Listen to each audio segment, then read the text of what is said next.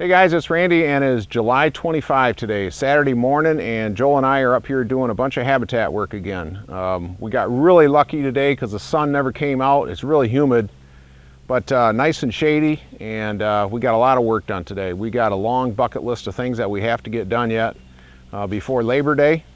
We're going to probably plant our food plots next week, which would be August 1. Weather permitting. If the weather doesn't look good, we're probably going to wait one more week then. But today what we did is we came up here. We're on the eastern part of the property, and we're toward the road where they didn't do a lot of select cut. So we got a lot of mature trees around here, and they're all mostly oaks, and that's why they didn't select cut this. And so, but what we did is just on the edge of all this bedding that we have here in the background, we've sunk a little barrel here. And so the idea is to get deer to come out of the beds, come to water, and then they're going to come to this food right here. And so what we did is about 3 weeks ago, I came in here with a backpack sprayer and I sprayed all this area here, and it died off really good. I made the concentration really strong, and just covered it twice. Did a really good job because I didn't want to have to come back again. And so it really paid off. It really died off good. And Joel and I just got done raking it off today.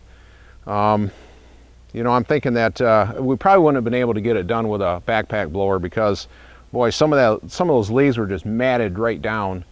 And you really got to, work those leaves up because we really want to get that good seed to soil contact. So we really wanted to expose the soil. And after a couple of blisters and a couple of hours, we got it all done.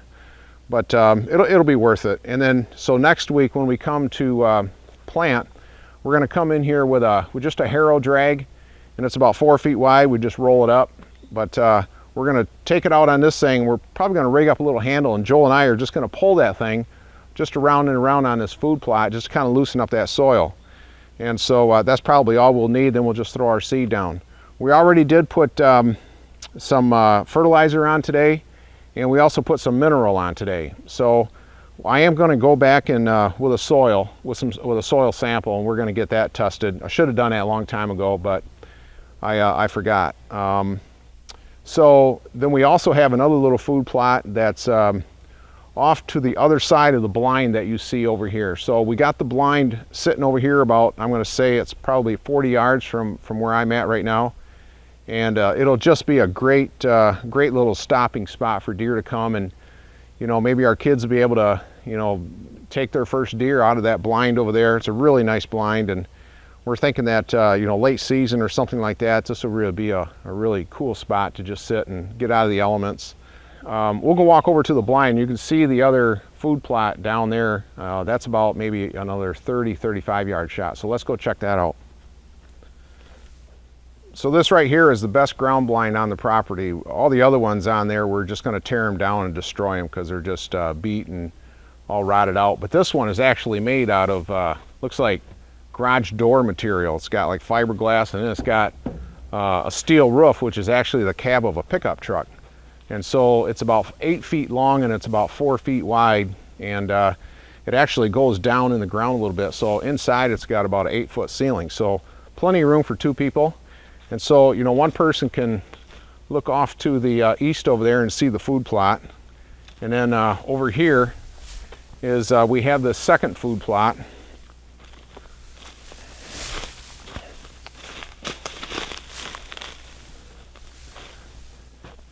And so this is another one that is just a little food plot in the woods that Joel and we sprayed a few weeks ago, and then we just got done raking off all the leaves today. So we also put down some fertilizer and then some mineral as well. And we got to get a soil sample off of that too. So anyway, the other thing that we really have to do though is it's really open between this blind and the food plot, as well as the one that's over there. And so we're going to come in here maybe next week, and then we're going to do a bunch of more hinge cutting. We're just going to lay down some trees parallel and do some crisscrossing, and make those deer feel as though there's not this big open ground between the blind and that food plot. And so if there's a bunch of debris and we can get it low enough we can still shoot over it, it's going to just make those deer feel a lot more safe. So We're going to do that all the way around that food plot. We're going to do it all the way around that food plot and in between the blind and that one as well. And so that'll really help to maybe get some more daytime activity.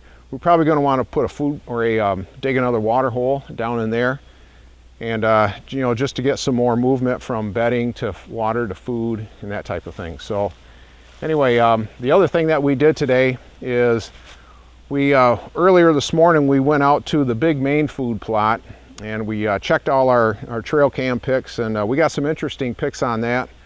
We've got a buck drinking out of a water hole that we just dug there about 2 weeks ago, but unfortunately the trail cam wasn't low enough where it could see the water hole, but you could see the deer drinking out of it.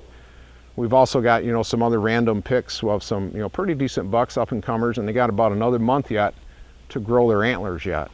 Our soil sample came back from that food plot a lot better than what I thought. So the nitrogen was real low, but the phosphorus and potassium was right where it should be. And the pH level was at 7, and I was just absolutely shocked about that because there's so much sand in there.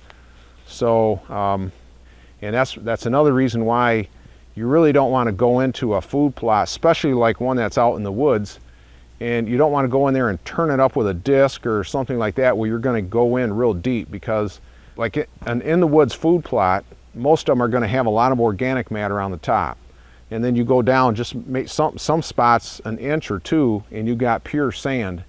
And if you go in there and disc that 2 to 3 inches over, you're bringing all that sand up to the top, and now you've got a plant like buckwheat and rye just to build up the soil again, because you buried the organic stuff down below.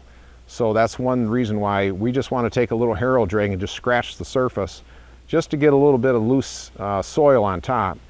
And that way we leave that organic matter on there, and we're going to be able to plant, you know, a better quality seed and a bigger seed, because we're going to have better food plot varieties in there. Anyway, we got some work to do, but next week is going to be August 1. The goal is to get the food plot seeds in, and so we will see you then.